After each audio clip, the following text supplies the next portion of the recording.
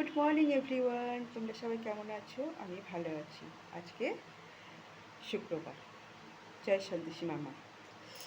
তা তোমাদের একটা কথা বলছি,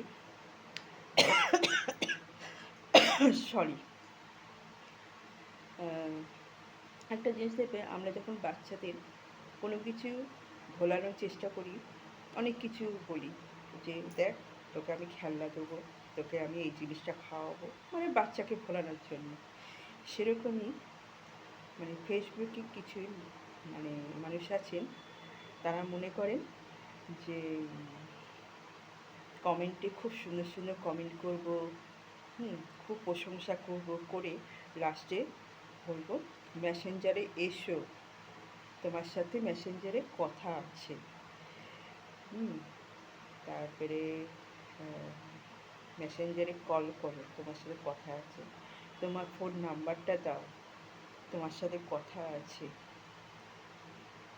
দয়া করে এরকম কমেন্ট করার জন্যে অনেক ধন্যবাদ। আর মেসেঞ্জারের কথা ওটা ভুলে যান। আমি মেসেঞ্জারে কারোর সাথে কোনো কথা বলি না, কল তো দূরের কথা।